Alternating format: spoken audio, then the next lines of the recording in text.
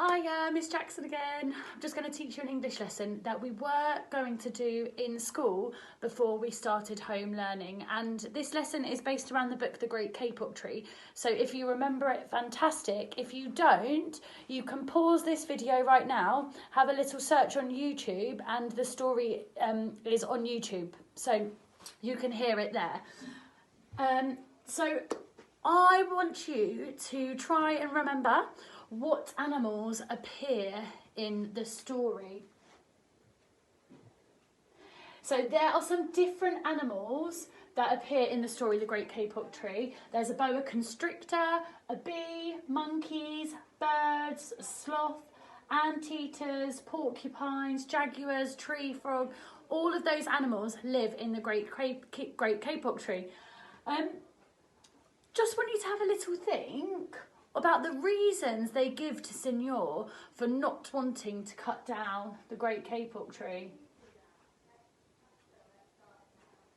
I'm going to unpick a little bit of the story. So we're going to look at the page where it's about the sloth climbing down the tree. I'm going to read you this page. A three-toed sloth had begun climbing down the canopy when the men first appeared. Only now did she reach the ground, plodding ever so slowly over to the sleeping man. She spoke in her deep and lazy voice. Signor, how much is beauty worth? Can you live without it? If you destroy the beauty of the rainforest, on what would you feast your eyes? There are some bits that I've picked out from this section of the story that I really like, and I'm sure you agree too. I like it was just only now did she reach the ground. I like that because that's telling us how slowly the sloth is climbing down the tree, plodding ever so slowly, and her deep and lazy voice. All of these are giving us an understanding of the characteristics of a sloth.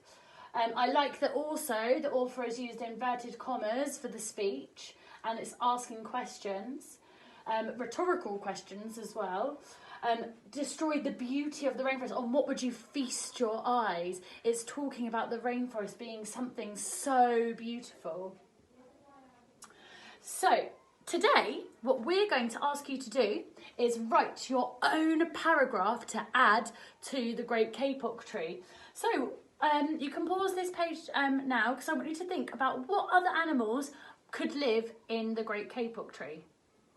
Some ideas we've come up with is maybe a tiger, a gorilla, a panda, or maybe another type of snake.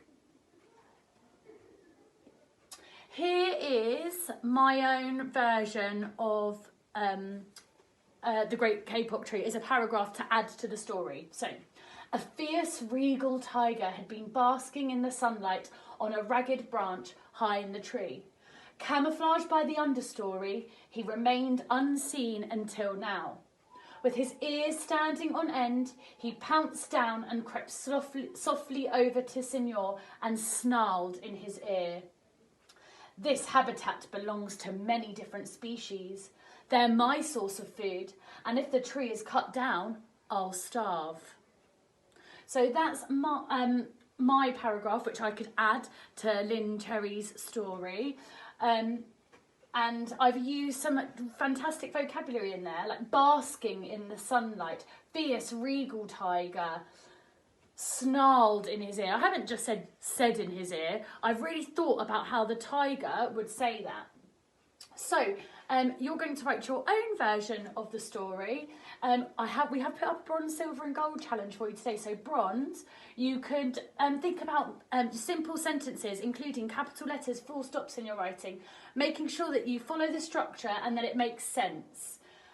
Silver, have a mix of different sentence types. Could you add some interesting vocabulary, some adjectives?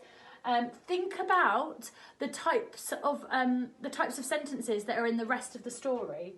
And gold, have you spelt all your words? Have you done all your spellings correctly? You could see if you could double check your spellings using a dictionary if you have one at home. And have you used any interesting phrases like feast for your eyes, wonders of the forest? Okay, have fun writing your part of the story.